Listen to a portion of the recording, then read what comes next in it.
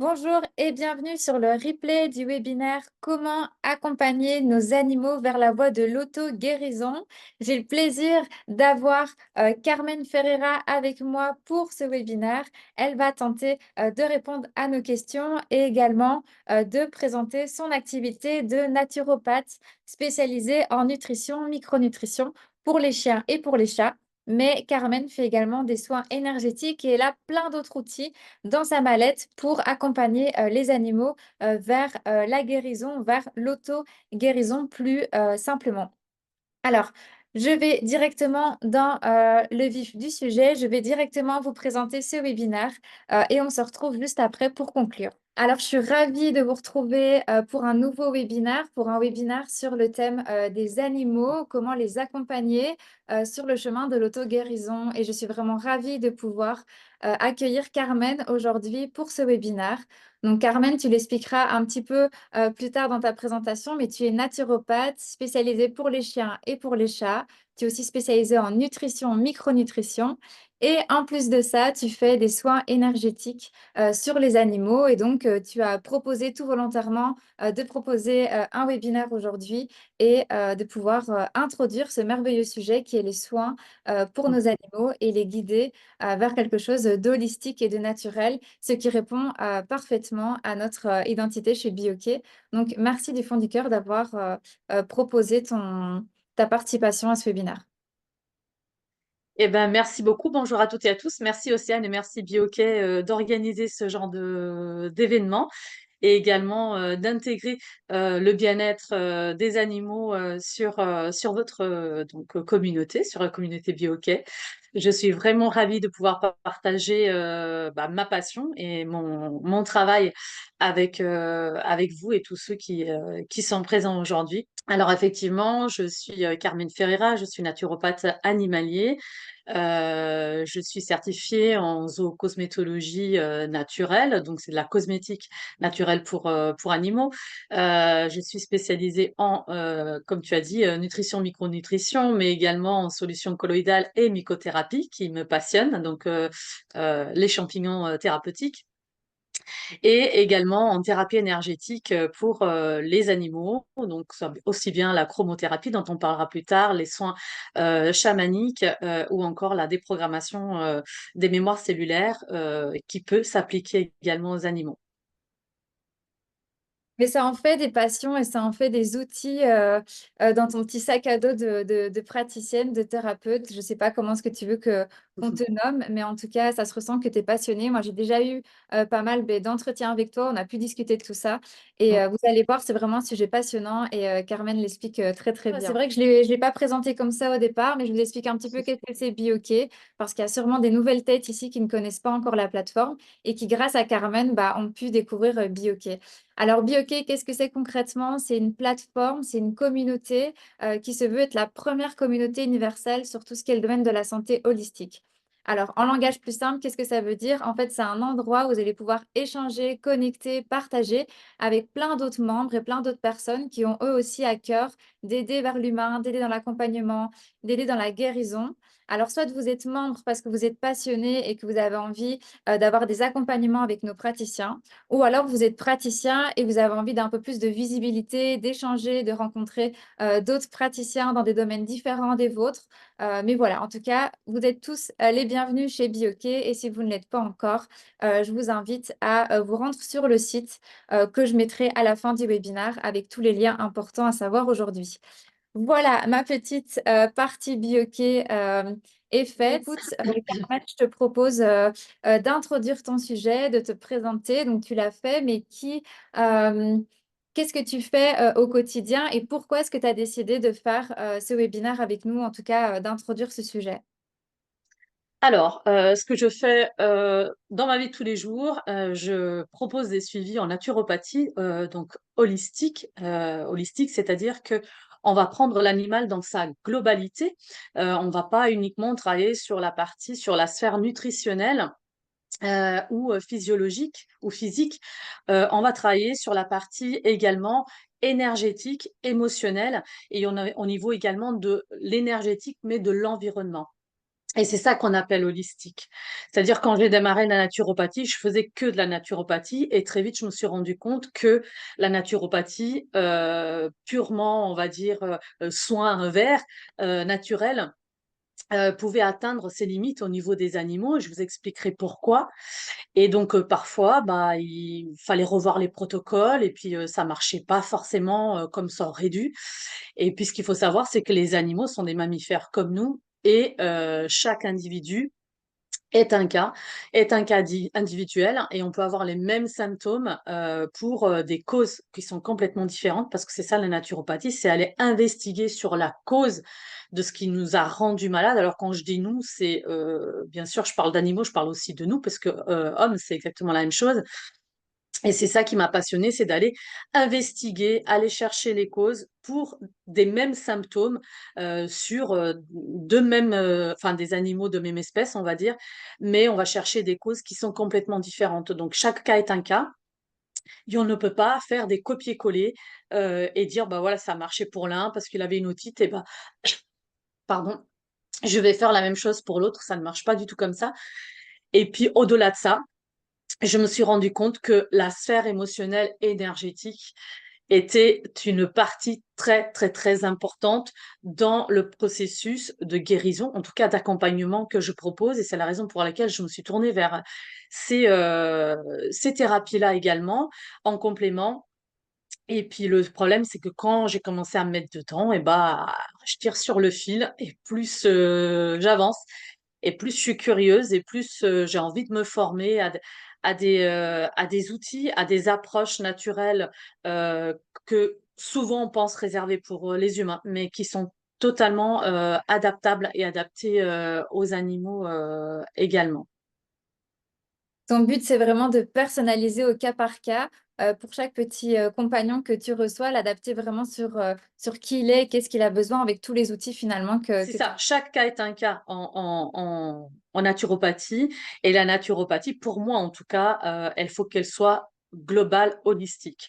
Mhm. Euh, je pense que juste faire la partie soins naturels avec les plantes, les champignons, enfin on a tout un tas d'approches et de méthodes naturelles, ça ne suffit pas. Et c'est la raison pour laquelle je me suis orientée, je me suis formée à ces thérapies-là pour venir en complément et pour vraiment pouvoir accompagner jusqu'au bout. Il faut savoir que bah, l'organisme des animaux comme l'organisme humain est, on va dire, vachement, j'ai envie de le dire, vachement bien fait, puisque il a été conçu pour s'auto-guérir. Alors des fois, il y a des petits coups de pouce, et la naturopathie, en fait, ce n'est pas de la médecine verte, hein, c'est pas j'ai mal à la tête, qu'est-ce qui remplace en naturel une molécule chimique? Non, c'est vraiment investiguer et aller vraiment chercher la cause. Et ce qu'il y a de extraordinaire, c'est que souvent la cause, parce que j'aime bien les choses compliquées, c'est qu'elle est multifactorielle. C'est-à-dire qu'une fois qu'on a trouvé la cause, il faut aller chercher les facteurs, non pas le déclencheur, mais les facteurs qui sont à l'origine de la maladie.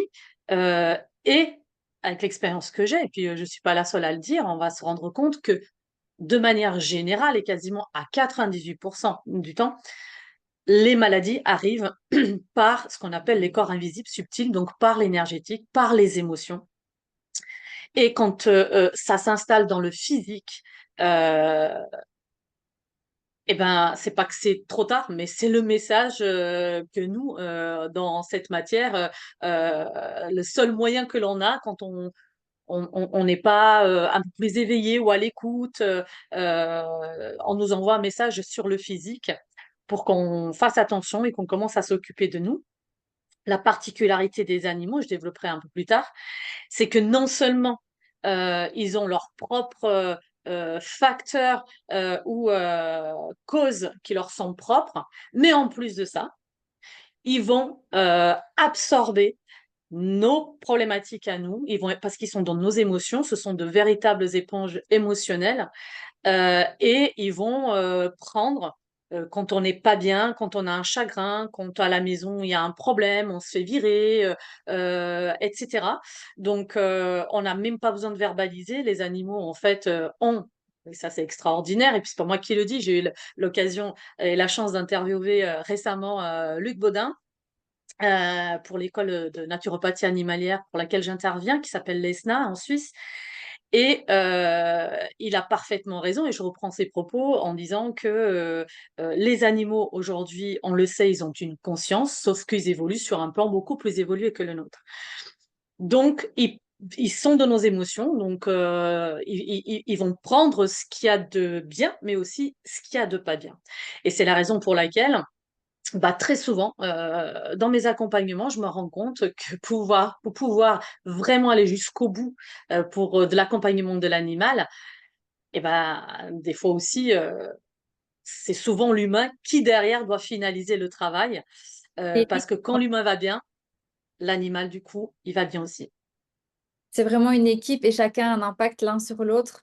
Et c'est pas juste parce que son animal est pas bien que nous, on n'a pas un rôle à jouer. Si par exemple, comme tu l'as dit, notre animal a une maladie, on va vraiment voir ça juste, ah bah ok, il a développé quelque chose, mais on va jamais se dire que nous, on est peut-être responsable de ça ou qu'on a un rôle à jouer dans sa maladie ou dans ce qu'il a déclenché, quoi. Alors, moi, je dirais pas qu'on est responsable, parce que du coup, on va culpabiliser le gardien, ce qui n'est pas du tout le cas.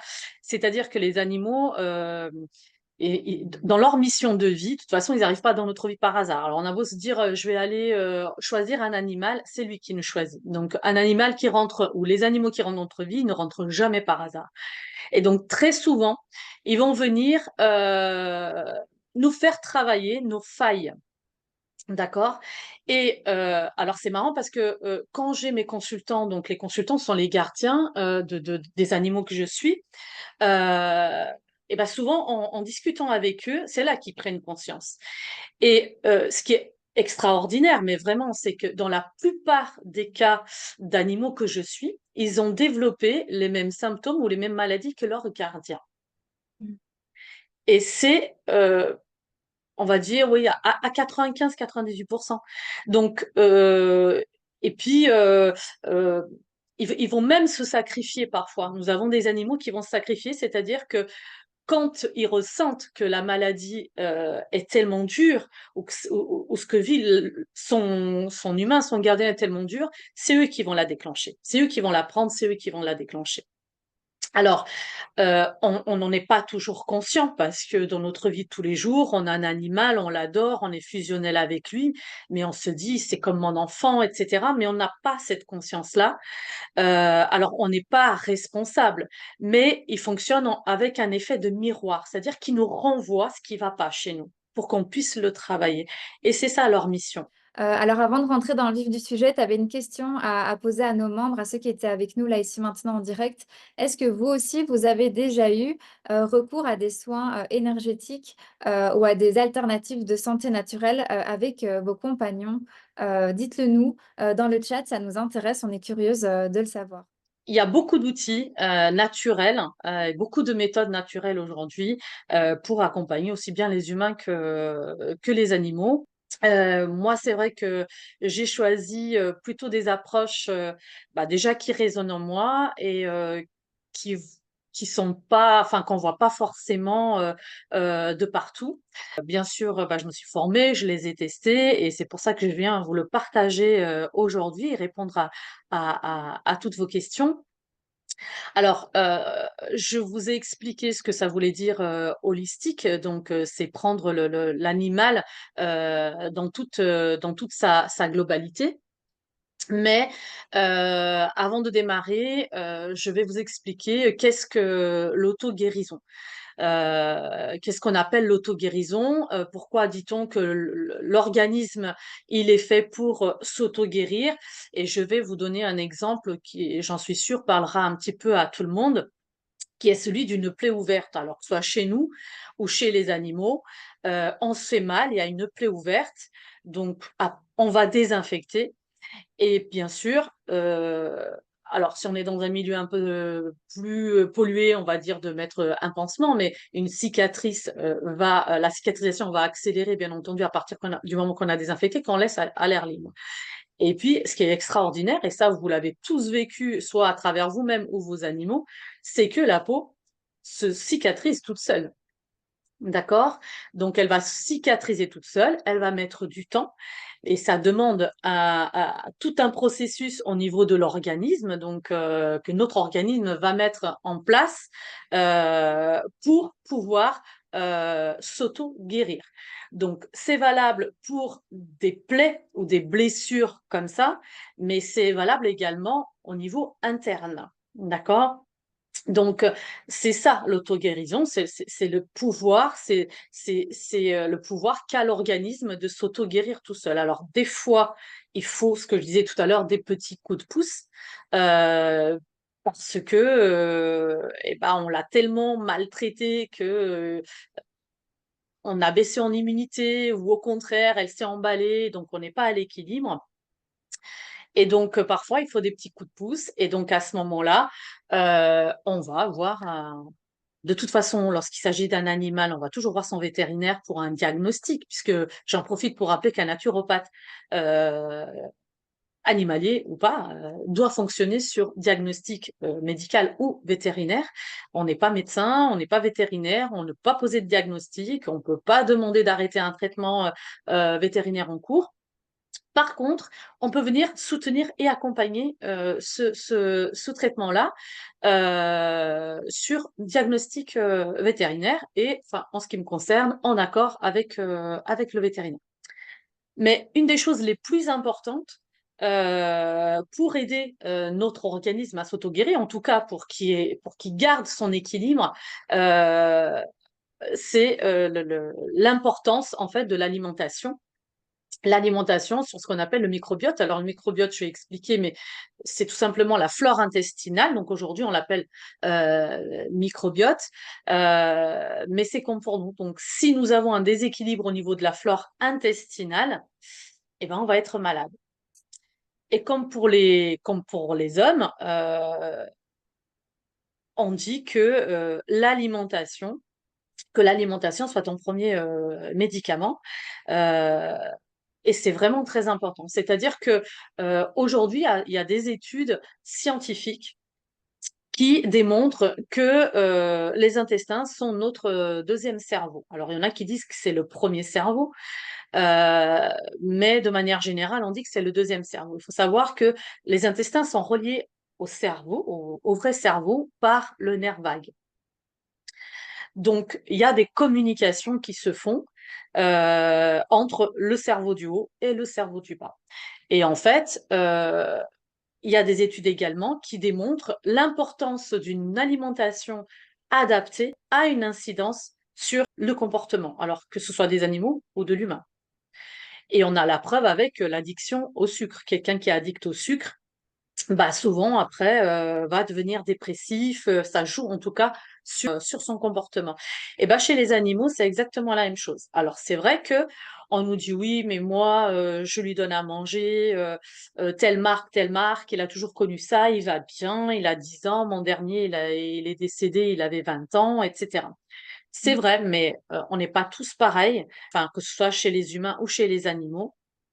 Et en tout cas, j'ai envie de dire mettre en place une alimentation adaptée, une alimentation innée, une alimentation naturelle adaptée à la physiologie de son animal, c'est mettre toutes les chances de son côté pour qu'il vive le plus longtemps possible, en tout cas qu'il vive les meilleures conditions possibles et avec le moins de maladies possible. Donc la différence entre une alimentation industrielle transformée et une alimentation naturelle, donc une alimentation vivante, c'est comme pour nous. Et souvent, je donne cet exemple-là une alimentation transformée, donc en l'occurrence les croquettes ou même les pâtés pour animaux, c'est comme si on allait dans un fast-food manger tous les jours ou si on mangeait des boîtes de conserve tous les jours. C'est une alimentation transformée, parfois ultra transformée, qui nous remplit, mais qui ne nourrit pas. Et c'est pareil pour les animaux. Cette alimentation-là va les remplir, bien sûr, qu'ils vont manger, ils vont dévorer, ils ont que ça. Mais ça ne les nourrit pas. C'est vérifiable, c'est-à-dire que, alors, si vous n'avez jamais changé d'alimentation de votre animal, vous ne pouvez pas le vérifier. Par contre, quand j'ai des personnes, très souvent, c'est même une des premières choses, lorsqu'on me consulte, Souvent, une des premières choses, alors en fonction de la pathologie, c'est un rééquilibrage alimentaire. Alors, il peut être transitoire, c'est-à-dire que moi, j'oblige personne, j'explique les choses, j'essaie de sensibiliser, d'expliquer, et après, je donne le choix. C'est-à-dire que par rapport à telle ou telle pathologie, notamment les pathologies gastriques, il est important pour mettre toutes les chances de son côté, d'aider l'animal à mettre son organisme vers la voie de l'auto-guérison, d'adapter, de mettre en place un plan nutritionnel, donc adapté à sa pathologie. Alors attention, ne me faites pas dire ce que j'ai pas dit. Quand on a des problèmes gastriques, on ne va pas donner du cru, d'accord? On va adapter une alimentation naturelle au cru, mais on va pas donner du cru. Et donc, c'est pour ça que notre rôle en tant que naturopathe est essentiel, parce qu'il y a beaucoup de personnes qui s'improvisent en disant, ah bah, du coup, je donne une escalope de veau, voilà, c'est pas ça, hein. Donc, c'est pour ça que on souffre un petit peu de cette mauvaise pub en disant, ah bah, j'ai donné du cru, il était carencé, il manquait de vitamines, etc. C'est normal, parce que c'est pas ça, une alimentation naturelle équilibrée. Donc, après, c'est pas trop compliqué non plus. Il suffit de se faire accompagner une fois et après, on devient autonome et on sait tout bien faire. On n'a plus besoin de. Un naturopathe, c'est pas un vétérinaire qu'on va en consultation tous les jours, hein. Le but de la naturopathie, c'est de rendre les gardiens indépendants, de les accompagner, de leur transmettre des informations et qu'ils deviennent indépendants après pour pouvoir accompagner leurs animaux. Donc, le rôle d'une alimentation, ce qu'on appelle innée, donc innée, c'est par rapport à leur physiologie. Ce que je t'expliquais l'autre jour, Océane, c'est que si vous regardez bien, si vous observez bien dans la nature, les différentes espèces, elles vont manger selon leur physiologie, enfin leur physionomie et physiologie aussi. C'est-à-dire que nous ne marchons pas à quatre pattes, nous marchons sur deux pattes et nous avons des mains et les mains, comme dirait une célèbre naturopathe, dont je ne dirai pas le nom, parce qu'elle est très controversée, eh ben, on a des mains pour attraper, pour cueillir des choses. Donc, logiquement, c'est ça qu'on devrait manger. Alors, attention, je ne suis pas du tout végétarienne, hein, mais c'est important de le savoir. C'est-à-dire que nous marchons sur deux pattes, nous avons des bras et des mains, nous ne marchons pas à quatre pattes. Normalement, nous devons manger ce que nous pouvons, ce qui est à portée de nos mains, ce que nous pouvons cueillir. Nous n'avons pas les incisives des chiens et des chats. Donc, logiquement, nous ne sommes pas faits pour manger de la viande et encore moins crue, alors que eux, si. Leur système, leur transit est fait pour ça. Pareil, un intestin grêle beaucoup plus court que le nôtre, puisque eux, leur digestion, quand ils sont sur une alimentation innée naturelle, se fait beaucoup plus rapidement lorsqu'ils mangent ce qu'il aurait adapté, en fait. Si je compare avec une alimentation transformée pour chiens et chats, donc les croquettes ou la pâtée, le temps de digestion est beaucoup plus long. Mais c'est aussi valable pour nous. C'est-à-dire que quand on mange cru, les fruits, la salade, etc., notre digestion se fait au niveau de l'intestin grêle. Et c'est pour ça qu'il faut manger le cru, donc chez l'homme, avant le cuit. Quand on mange du cuit et beaucoup de viande, ça tout le monde a dû le faire, l'expérience, on se dit, oula, c'est l'heure de la sieste après manger, je suis ballonné, ça fermente, j'ai du mal à faire quoi que ce soit, je vais faire la sieste. Pourquoi? Bah, parce que notre estomac est en train de digérer est en train de digérer, c'est lourd à digérer puisque c'est pas naturellement ce qui lui correspond. Par contre, quand on mange du cru et qu'on est en bonne santé, puisqu'il y a des personnes qui vont dire oui, mais moi je peux plus manger de cru. Oui, mais on ne peut plus. Mais logiquement, avant, on pouvait. Et c'est encore pire quand on mange du cru après le cuit chez l'homme. Puisqu'encore une fois, comme la digestion du cru se fait dans les intestins, quand on mange du cru après le cuit, bah, le cru n'arrive pas à passer, donc il va fermenter en attendant que le cuit soit digéré. Donc tout ça pour revenir aux animaux et dire qu'ils ont un grêle beaucoup plus court que le nôtre. Et en fait, quand ils digèrent leurs croquettes, on a un temps de digestion qui peut varier entre 10 et 13 heures. Quand on est sur du cru, c'est entre 4, 5, 6 heures. Donc c'est très très court. Ah oui. Quand on voit au niveau des sels, pour ceux qui ont fait l'expérience, alors je ne sais pas si on aura des témoignages, quand on est dans une alimentation naturelle, vu que c'est quelque chose qui est adapté, qui correspond à leur organisme, il y a beaucoup plus de nutriments qui vont passer dans le sang. Donc ça va les nourrir. Mhm. Donc il y aura moins de déjection, il y aura moins de sel et ça va moins fermenter. Donc par exemple, moi qui suis également éleveuse, petite éleveuse de bulldogs français qui ont la réputation d'être des gros péteurs, etc.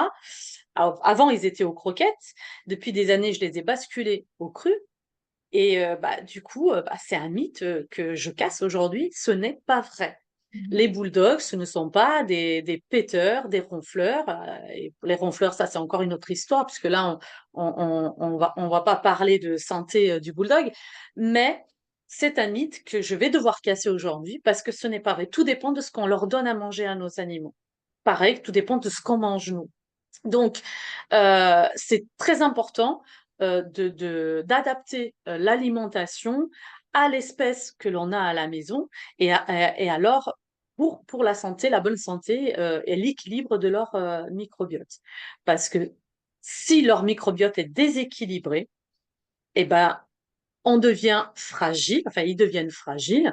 Il y a une baisse au niveau de l'immunité puisque la flore intestinale est déséquilibrée, donc le pH du terrain est déséquilibré. Et c'est là que toutes les maladies arrivent. Et en parlant de maladies, il faut que vous sachiez également que je suis en train de faire un suivi naturel en même temps, hein. Dans les croquettes ou dans l'alimentation industrielle pour animaux, même si vous prenez sans céréales, il y aura toujours de l'amidon. Donc, parce qu'on parle sans céréales avec céréales, etc., c'est pareil, hein. Donc, pour faire la colle d'une croquette, il faut de l'amidon. Alors, vous n'allez pas avoir du riz, du maïs, etc., mais vous allez avoir de la betterave, de la patate douce. Donc, ça, la patate douce, c'est de l'amidon. Et en fait, les animaux n'ont pas cette enzyme-là que nous avons pour pouvoir digérer l'amidon qui est du sucre, tout simplement. D'accord? Comme nous n'avons pas l'enzyme pour digérer de la viande avariée. Eux, ils l'ont. Nous, on l'a pas. Donc, qu'est-ce qui se passe en fait? Donc, ce sucre qu'on va retrouver dans l'alimentation transformée pour animaux va se stocker dans le pancréas puisqu'il n'arrive pas à ce n'est pas euh, ils vont pas pouvoir l'assimiler correctement, d'accord? Et aujourd'hui, ce n'est un secret pour personne que ce qui nourrit les cancers et les cellules cancéreuses que nous en fabriquons tous les jours, et eux aussi, c'est à l'intérieur de nous. Donc, mais tant qu'on est à l'équilibre, notre organisme, il est tellement bien fait qu'il sait s'en débarrasser. Mais quand on n'est plus à l'équilibre, notre système immunitaire est déséquilibré, et ben, le fait de ne pas manger quelque chose qui est adapté et qui va aller dans le sens de leur santé, et ben, en fait, le sucre va, comme chez nous, va nourrir les cellules cancéreuses. Alors, il faut savoir que les chats, ce sont des carnivores stricts. Alors, pour un carnivore strict, manger de la pâtée et des croquettes, on en est très très loin de ce qu'ils doivent manger. Et un chien, c'est un carnassier à tendance omnivore, c'est-à-dire que oui, on va pouvoir lui donner un bout de pain, oui, on va pouvoir donner des légumes, etc. Et il ne va pas être malade. L'un est vraiment strict. Le chat, normalement, c'est un chasseur. Donc, il sort, il devrait aller dehors. Il mange des proies chaudes. Le chien, si on lui donne une proie chaude, il ne va pas la manger. Il va attendre qu'elle refroidisse. Donc, il ne mange pas de la même manière. Et donc, ce qui est très important de savoir, c'est que voilà, si on ne veut pas que leur microbiote se dégrade, qu'il y ait un déséquilibre au niveau de leur immunité, bah, il faut pouvoir adapter, y compris quand ils ont déjà des pathologies chroniques qui sont installées. On peut adapter des régimes alimentaires, comme on fait pour l'homme, de manière transitoire et peut-être après définitive, pour venir booster, soutenir leur immunité et revenir à un équilibre. Tu aurais des conseils pour les personnes qui aimeraient passer justement à une alimentation plus naturelle? Ce serait quoi tes premiers conseils pour pouvoir vraiment avoir cette transition peut-être en douceur pour que les choses soient bien faites? Alors, mon premier conseil, c'est de vous faire accompagner pour pas faire de bêtises. Ça, c'est le premier conseil. Alors que ce soit un vétérinaire formé en nutrition plutôt naturelle, un vétérinaire naturopathe. Donner des conseils comme ça, c'est vaste et c'est complexe. C'est-à-dire que il y a tellement de choses à en tenir compte parce que les animaux, ils ont besoin de, par exemple, de 11 oligoéléments qui leur sont essentiels. Nous, c'est un peu plus. Eux, c'est vraiment 11 qui leur sont indispensables. Ils ont besoin de de bons oméga 3 et que le rapport oméga 3 oméga 6 soit respecté, puisque les oméga 3 c'est ce qui va jouer sur la qualité enfin, les pathologies de la peau ou du pelage. Et on a pu constater que si nous avons, par exemple, nous leur donnons une alimentation plus riche en oméga 6 qu'en oméga 3, il va y avoir un déséquilibre du microbiote de la peau, des dermatoses, des dermatites, etc. Donc, donner des conseils, mon premier conseil, c'est de se faire accompagner parce que on doit tenir compte de l'historique vétérinaire de l'animal. Si c'est un animal qui est en bonne santé, qui n'a pas de choses en particulier, quoi qu'il arrive, il faut quand même se faire accompagner parce que dans, dans une ration de barf ou de cru, il y a des pourcentages à respecter par rapport au poids de forme de l'animal et par rapport, on va donner tant de pourcentage de légumes en fonction du type de viande qu'on va donner. Par exemple, une viande de canard qui est beaucoup plus grasse qu'une viande de poulet, on va pas être sur les mêmes ratios. Et puis, aux chiens, il leur faut des abats également, comme aux chats.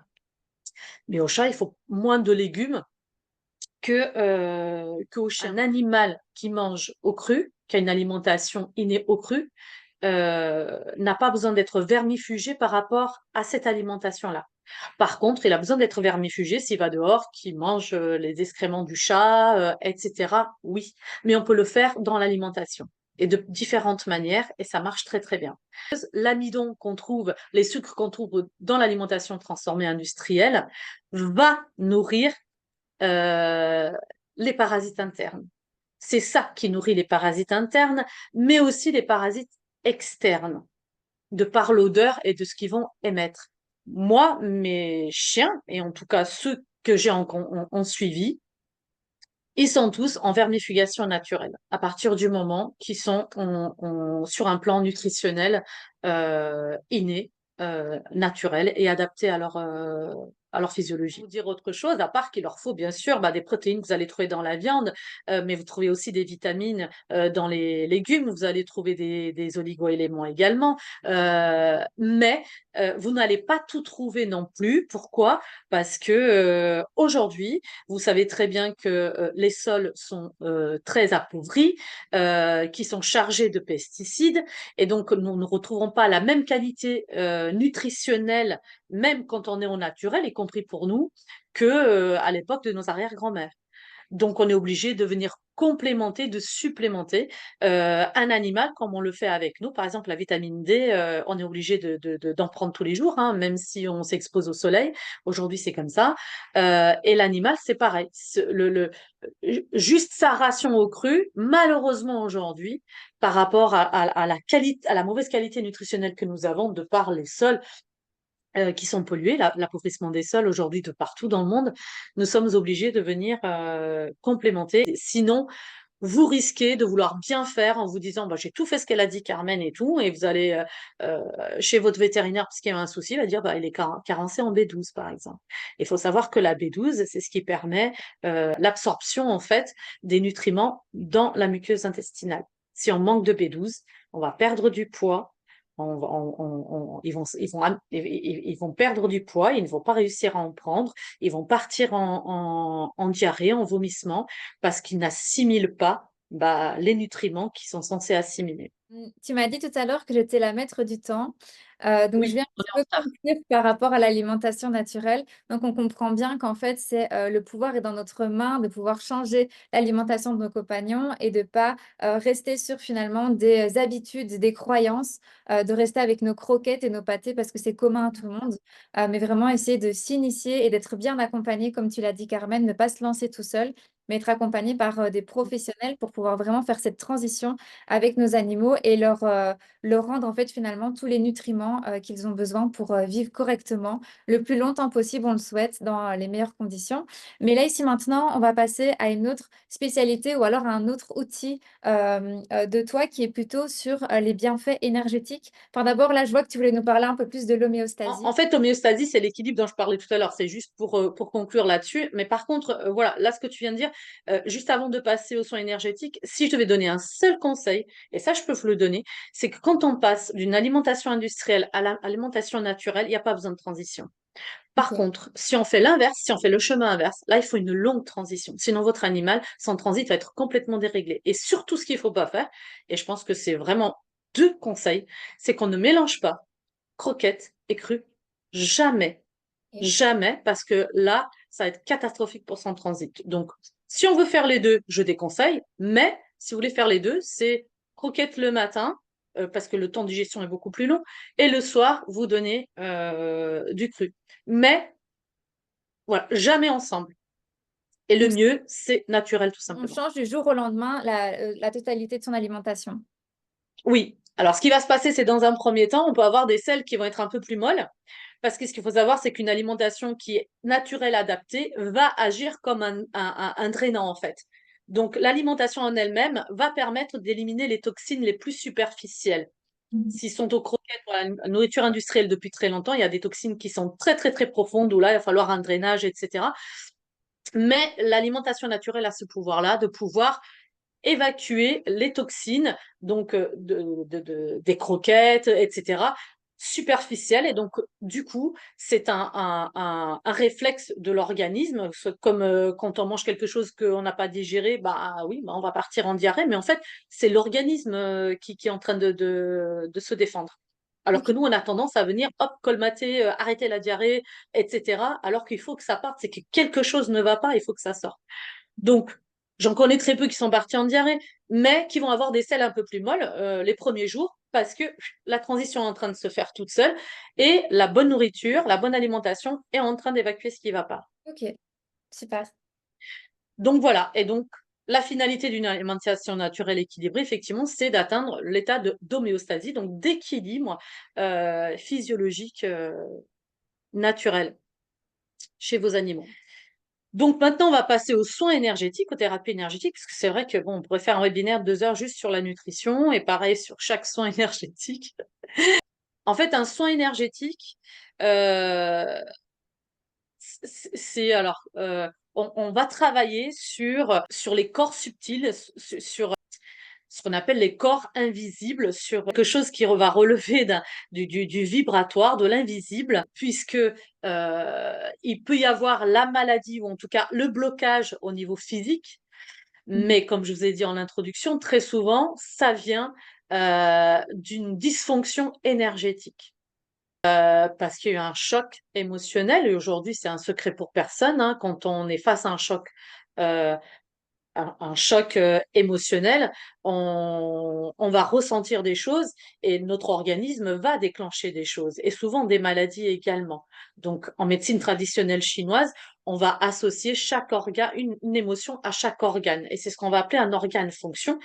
Et je pourrais pas trop rentrer dans les détails parce qu'on va manquer de temps et puis c'est très complexe, mais ça va vous parler à tous. Quand on a très peur, l'organe de la peur, en fait, ce sont les reins. Quand vous avez un enfant qui a très peur, ou quand on était enfant, il peut arriver quand ça se pipi dessus. Quand on ressent de la tristesse, ça va être les poumons. D'accord? Quand c'est la colère, ça va être le foie.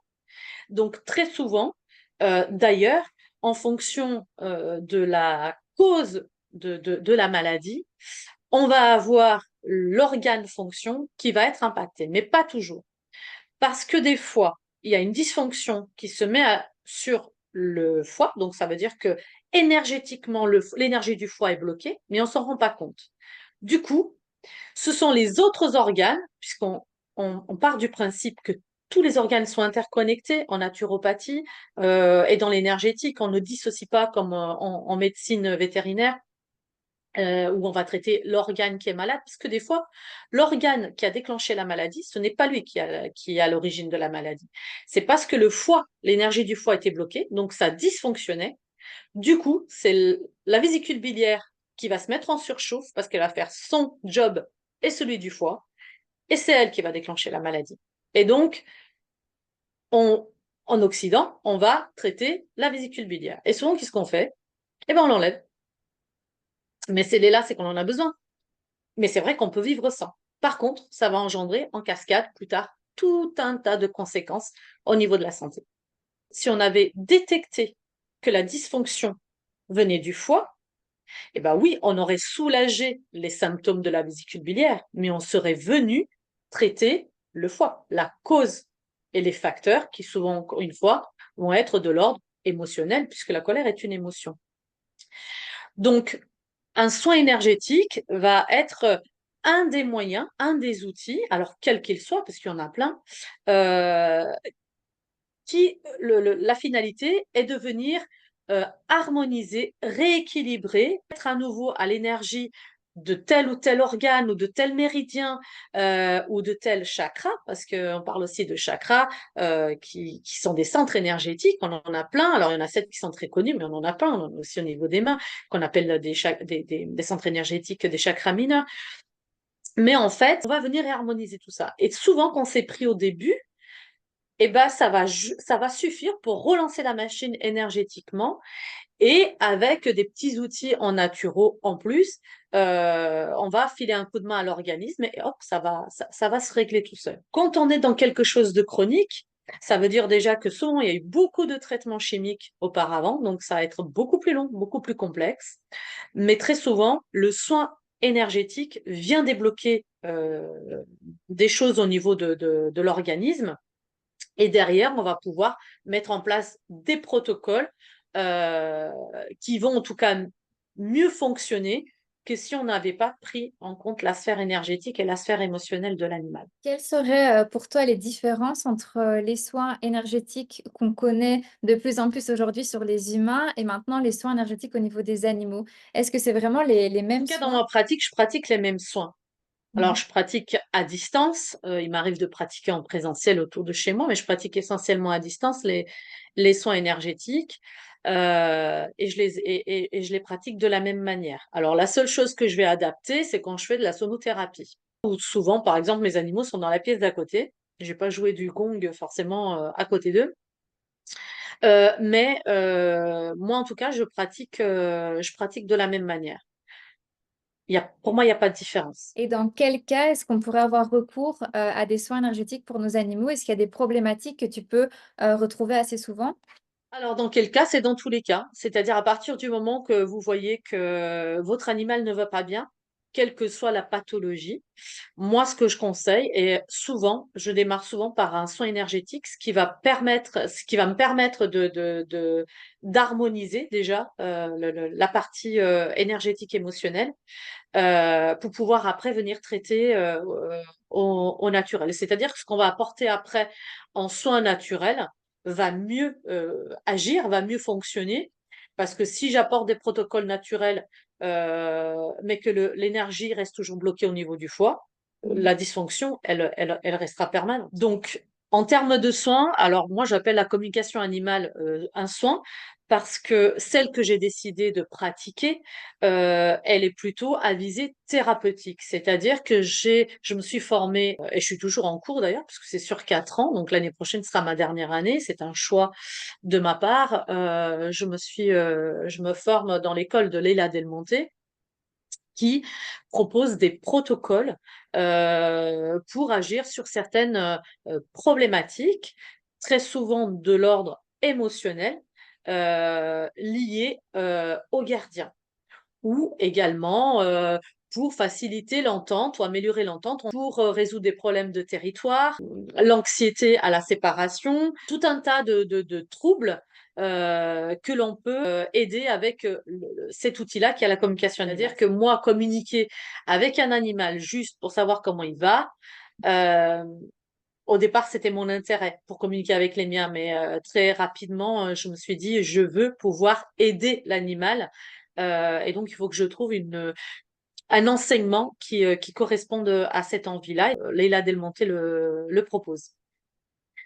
Et donc, la communication animale, quoi qu'il arrive, je le fais toujours lorsque j'ai un animal en accompagnement pour savoir qui il est, tout simplement, quelle est son essence. Par exemple, un comportement, entre guillemets, kamikaze, pourquoi il a ce comportement-là, de quelle manière on peut l'aider, comment il vit, voilà, est-ce qu'il est bien dans sa vie tous les jours avec ses congénères, sa gardienne ou son gardien.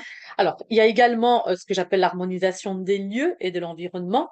C'est un peu de géobiologie, tout simplement. Donc, ça parle peut-être plus la géobiologie qu'harmonisation des lieux, parce qu'il est important également dans la pratique de la naturopathie holistique d'agir sur l'environnement.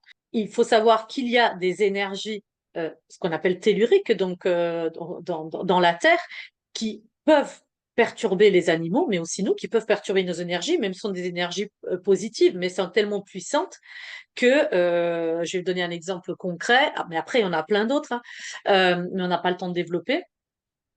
Lorsque je fais mon bilan de vitalité, donc dans mon bilan de vitalité, il y a le bilan nutritionnel, le bilan physiologique, le bilan émotionnel, énergétique et le bilan environnemental. Et donc, en fait, souvent, je me rends compte que les panières ou les lits ou les dodos des animaux sont sur ce qu'on appelle des croix telluriques. D'accord? Ou en tout cas sur un phénomène d'énergie terrestre qui va le déranger.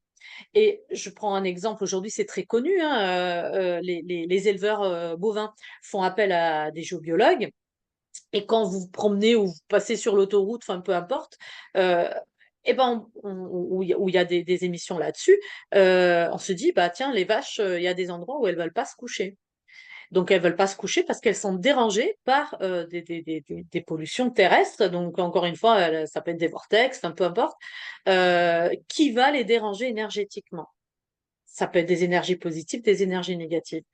Donc, si on a fait tout le travail énergétique sur l'animal, émotionnel, nutritionnel, physiologique, et que derrière, il continue à dormir sur une panière, sur un endroit qui perturbe ses énergies, on va pas pouvoir l'accompagner jusqu'au bout.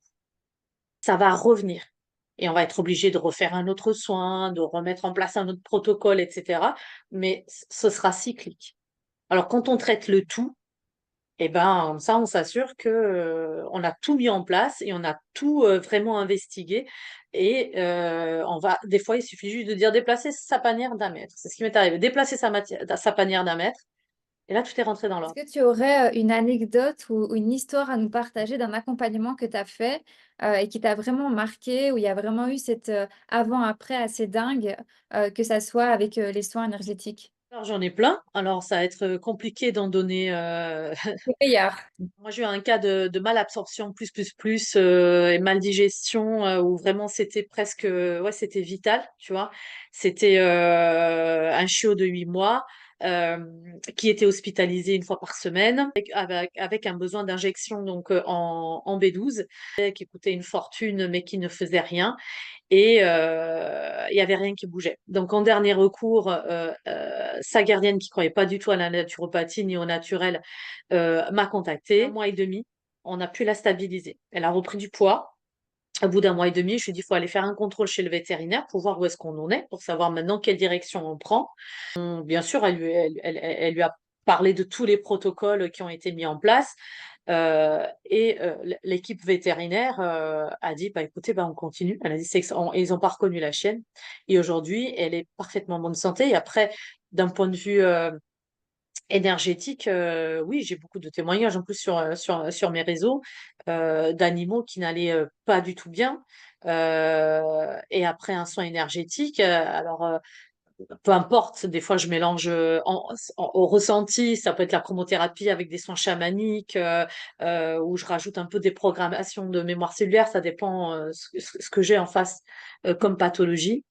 Euh, et puis selon les animaux, bah, c'est vrai que des fois, il y a ce qu'on appelle des crises thérapeutiques, hein, c'est-à-dire que pendant les 3 premiers jours post-soins, eh ben, les symptômes vont s'exacerber.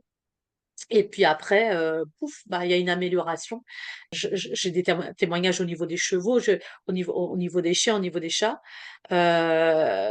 qui, voilà, soit ils étaient agressifs, soit voilà, des chevaux qui étaient violents, qui mettaient des coups de patte, etc. Ça devenait dangereux. Et puis après le soin, ils se sont apaisés. Waouh, c'est vraiment des belles histoires. Donc en fait, tu t'es spécialisée pour tout ce qui est nutrition chien et chat, mais par contre, tout ce qui est soins énergétiques, etc., ça englobe vraiment tous les animaux de compagnie, quoi. Les chevaux aussi et d'autres animaux. Oui, parce qu'en fait, on travaille sur des énergies. Donc, l'énergie, c'est vrai que les chevaux, ils sont quand même, c'est assez spécial, ils sont vraiment très hypersensibles, très réceptifs. Ils ont une énergie qui est incroyable, mais effectivement, au niveau des thérapies énergétiques, c'est voilà, c'est tous les animaux. Et au niveau de la communication animale, c'est vrai que l'autre fois, je parlais avec une araignée, tu vois. Et au début, quand on m'a dit ça, euh, une araignée, et j'étais en train de passer l'aspirateur chez moi, il y a une araignée. Je lui ai dit, écoute, je vais passer l'aspirateur dans le salon. Si je reviens, tu es toujours là, je vais être obligée de t'aspirer. Donc, pars. Mhm. Enfin, je n'ai pas parlé comme ça, mais je me suis connectée à elle et je lui ai dit, pars, parce que si je reviens, tu me laisses pas le choix. Mhm. Et ben, quand je suis revenue, elle était plus là. Et au début, quand j'ai commencé ma formation, tu vois, je parle aux fourmis, machin et tout. Enfin, c'est n'importe quoi. Tu parlais déjà, si j'arrive à parler à me connecter à mon chien, je serais heureuse. Mais, euh, mais en fait, les soins énergétiques, tu peux le faire aussi avec les végétaux.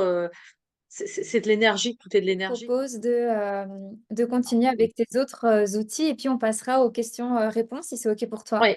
Alors, les outils un peu moins connus, puisque c'était quand même l'objet, une partie de ce webinaire, donc c'est la chromothérapie. Alors, elle peut être humaine ou animale, je fais les deux, mais là, on a parlé des animaux. Donc, c'est le fait de, alors je ne vais pas dire soigner, mais c'est accompagner avec la couleur. C'est-à-dire que, pour être concise et assez rapide, euh, il y a certaines personnes qui ont déjà dû voir ou expérimenter, parce qu'à côté, vous avez la sonothérapie qui est un peu plus connue. Lorsqu'on joue une note de musique, elle a une vibration et on peut la ressentir. Si vous jouez à côté d'un verre rempli d'eau, l'eau, elle va bouger. Ou si vous mettez de l'eau dans un bol tibétain, lorsque vous allez jouer, l'eau va vibrer. D'accord? Donc, en fait, juste avant la vibration du son, il y a la vibration de la couleur. Et donc, c'est avec ça qu'on va pouvoir accompagner et guérir. Et là, ce sera aussi à distance alors ou c'est vraiment il faut présenter la couleur dans le lieu où l'animal se trouve, Non, pardon. non, on peut faire les deux, on peut faire à distance. Alors, moi, je travaille à distance avec la chromothérapie. Donc, en fait, selon la partie à travailler, le méridien, l'organe, le membre, les émotions, on va déterminer quelle est la couleur qui va permettre d'apaiser ou d'améliorer et, et on va l'appliquer tout simplement. Et pour ma plus grande surprise, en tout cas, quand je me suis formée, je dis pourquoi pas, oui, mais dès les premiers soins, ça a été extraordinaire. Les retours ont été extraordinaires, et surtout à distance. C'est vrai que au départ, ouais, j'étais interpellée, j'étais choquée, tout en sachant que tout est énergie, mais voilà, on reste quand même un peu dans le mental et on se dit, je teste, mais oui, oui, ça marche vraiment. Et puis, bien sûr que j'ai testé sur moi, sur des douleurs. Des fois, tu as des douleurs à la tête. Je prends ma lampe, je détermine quelle est la couleur à ce moment-là qu'il faut pour cette douleur-là et je me l'applique et ça marche. C'est super intéressant en tout cas, et c'est vrai, comme tu dis, la chromothérapie, c'est quelque chose qu'on n'entend pas beaucoup parler, et on peut être dans cet Mm. esprit un peu cartésien de se dire, ben, enfin, c'est que des couleurs, mais en fait, tout est vibration et tout est énergie, donc je pense que tout peut être utilisé, hein. Et en plus de ça, on peut le faire au quotidien, nous, hein. C'est-à-dire que euh, on peut utiliser la couleur qu'il nous faut, qui correspond à notre état d'esprit ou à nos émotions. Euh, si tu veux, il y a dans certains pays où chaque jour correspond à une couleur. On peut porter chaque jour une couleur différente, la couleur qui va correspondre à notre état d'esprit, à notre humeur, à notre émotion du jour. Il faut juste s'intéresser un petit peu à la chromothérapie. Et bien sûr, bah, les couleurs, on va connaître les couleurs les plus gaies, les plus froides, etc. Et on va s'habiller en fonction. Et ça marche aussi. Et pour ce qui est de la sonothérapie, alors? Bah, la sonothérapie, ça va être avec la vibration du son. Donc, les animaux, on peut utiliser, alors souvent c'est le diapason qu'on va utiliser parce que c'est un petit peu moins fort. C'est vrai que j'utilise le gong, j'utilise les bols tibétains. J'ai également un super truc que j'adore, ça s'appelle un okema qui est ça, hein, Ah oui, qui est très très doux, que j'utilise souvent en fin de soin. Le tambour chamanique, bien entendu, les hochets, voilà. Donc la vibration du son et des différents instruments vont permettre de pénétrer dans la vibration dans les cellules euh, et venir aider à réparer. Et d'un point de vue émotionnel, ça va jouer là-dessus. Et les animaux y ont droit également. Alors, encore une fois, on adapte, hein, c'est-à-dire quand on est sur des instruments très très forts. Moi, au début, quand j'ai commencé le tambour chamanique, j'avais un de mes chiens, il aboyait, il supportait pas. Donc maintenant, il supporte, il est habitué, mais maintenant c'est le tambour de l'océan qu'il aime pas. Mais très souvent, quand on réagit à un son, c'est que ce son est en train de travailler quelque chose qui va pas chez nous. Moi, je sais d'accord, que j'avais fait un soin en sonothérapie, moi, où j'avais bénéficié de pas mal d'instruments. Et à cette période-là, c'est une période où j'étais quand même pas mal en colère. Voilà, il y avait le feu là qui sortait. Et ben, l'instrument auquel j'ai réagi, le tambour de l'océan, parce qu'il venait apaiser. Alors que moi, j'étais en feu, quoi. Alors, il venait apaiser, du coup, ça me dérangeait, mais énormément. Je me disais, mais quand est-ce qu'il va arrêter de jouer de ce truc? Tout le reste est agréable. Et ce truc, je ne supporte plus. Et ben, c'est celui qui a duré le plus longtemps. Parce que il voyait, enfin, il savait que c'est celui-là qui m'avait fait un soin avant. Il savait que c'était ça qu'il fallait pour venir accompagner ce que j'avais en ce moment. Voilà, donc les soins chamaniques pour animaux. Donc on peut utiliser des instruments ou pas d'ailleurs. Souvent c'est les mains puisque l'énergie passe par les mains. Et comme on fait pour les humains, on travaille de la même manière sur les animaux. Et bah, la déprogrammation des mémoires cellulaires qui fonctionne également sur les animaux. Alors moi, j'ai suivi une formation, puisque des programmations de mémoire cellulaire, il y a plein d'alternatives, plein de soins là-dessus. Moi, je me suis spécialisée dans les armes qui nous ont tués ou qui les ont tués dans des vies antérieures, puisque nous avons vécu des vies antérieures avant de nous incarner là, dans cette matière-là, dans cette vie-là, et les animaux également. Donc, les animaux peuvent avoir leurs propres armes ou cicatrices d'armes qui les ont tués, qui vont après déclencher des douleurs si on les retire pas, si on les traite pas, comme nous d'ailleurs, souvent une douleur chronique et qu'on a beau faire tous les examens qu'on veut et c'est toujours là et on nous dit mais vous êtes fou, c'est dans votre tête, etc. Souvent c'est de cet ordre-là, c'est de l'ordre karmiques, des lignées, etc. Et souvent des armes, puisque nous avons eu des vies antérieures avant. Alors moi, par exemple, lorsque j'ai fait ce soin-là, on m'a fait ce soin-là, c'est vrai que je n'avais pas d'armes à retirer, mais j'avais beaucoup de cicatrices d'armes blanches sur tout le corps, et notamment au niveau des articulations. Et donc les animaux, c'est pareil, sauf que les animaux, ils peuvent, eux, non seulement avoir les leurs, mais prendre les mémoires de celles de leurs gardiens. ah oui, ok, Voilà. Et donc, on va travailler, non, enfin, en tout cas, moi, je vais travailler non seulement sur donc retirer, déprogrammer retirer les armes, déprogrammer ces mémoires cellulaires-là, reprogrammer à nouveau ce qu'on appelle entre guillemets le disque dur, hein, euh, mais également au niveau émotionnel. C'est-à-dire qu'on va aussi travailler sur les émotions et déprogrammer certaines blessures que peuvent avoir les animaux, comme euh, l'abandon. Il y en a qui ont été abandonnés à plusieurs reprises, rachetés par plusieurs familles, etc.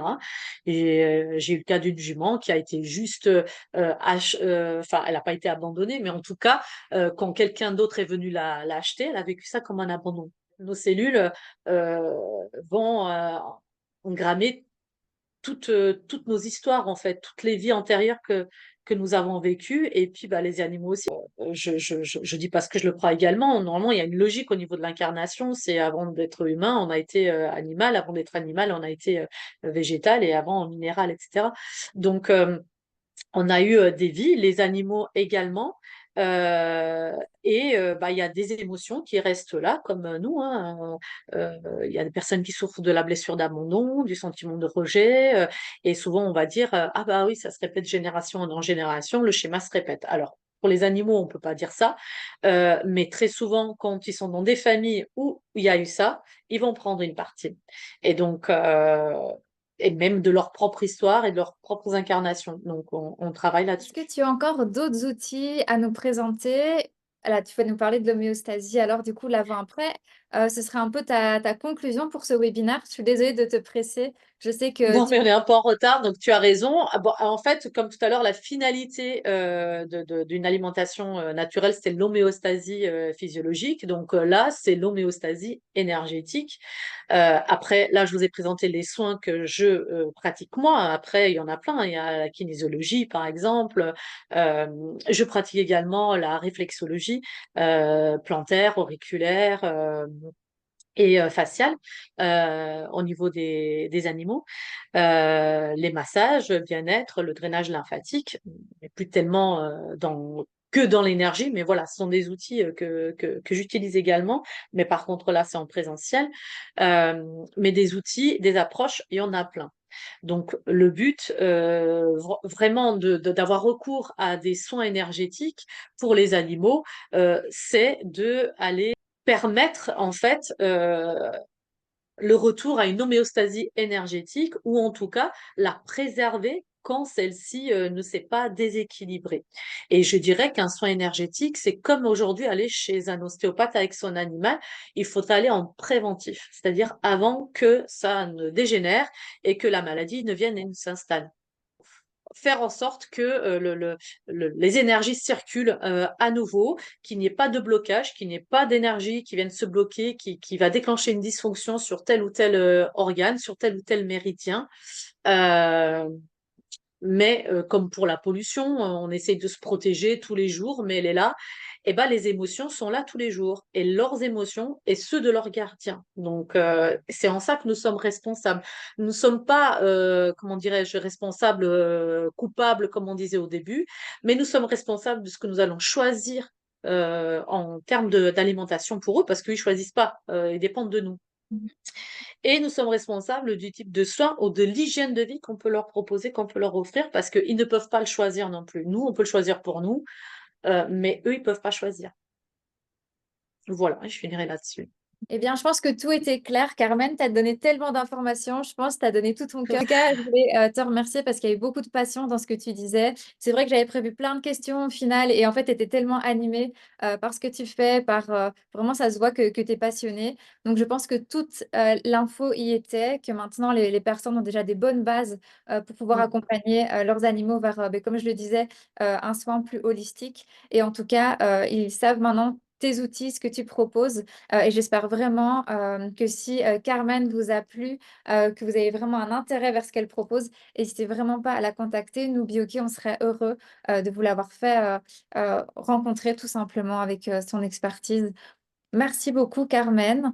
J'espère qu'on se reverra peut-être pour un autre webinaire sur un autre sujet, parce que là, ici, Mm. on a abordé pas mal de choses, mais si tu as envie de faire un webinaire vraiment précis sur un autre sujet, la porte de la chaîne Bioquet t'est grande ouverte. Merci beaucoup à toi, Océane. Merci à Bioquet de proposer ce genre de webinaire où on peut venir s'exprimer et puis apporter des choses, partager des outils et transmettre des informations. Merci beaucoup, j'hésiterai pas. Je pense qu'il y a pas mal de sujets qu'on va pouvoir aborder ensemble. Merci à tous ceux qui se sont inscrits et merci pour vos questions. Et puis je reste à votre disposition, n'hésitez pas. Surtout, prenez bien soin de vous. Parce qu'en prenant soin de vous, vous prenez soin de vos animaux. Donc, restez attentifs et observez-les parce que leur comportement a des choses à vous dire. Merci Caroline pour ce beau message de fin. Merci. Il y a Mélissa qui dit merci beaucoup. Il y a Van, j'espère que j'écorche pas le nom, Van Ekdom, qui dit aussi merci pour ton intervention. Enfin, voilà, tu as Merci à que vous. des merci. Je pense que ça a parlé à pas mal de monde. Merci beaucoup à vous. Merci. Ce webinaire touche à sa fin. Merci de l'avoir regardé en replay avec nous sur la chaîne de BioK Community. J'espère qu'il vous a plu autant qu'il m'a plu. N'hésitez pas à aller dans la barre de description, suivre tout l'actualité de Carmen via ses réseaux sociaux et via son site internet. Carmen propose une offre de -5% avec le code BIOK pour ses accompagnements et pour ses soins énergétiques. C'est peut-être l'occasion pour vous de découvrir les soins énergétiques pour vos animaux ou d'entamer un accompagnement de naturopathie avec Carmen pour l'un de vos compagnons à quatre pattes. N'hésitez pas à nous suivre, n'hésitez pas à suivre la chaîne Bioke si vous voulez être tenu au courant du prochain webinaire. Le mois prochain, on aura le plaisir de recevoir Léa Mangenot, qui est psychopraticienne et qui avait à cœur de nous parler du sujet de l'anxiété. D'ici là, portez-vous bien et n'oubliez pas, Biocare.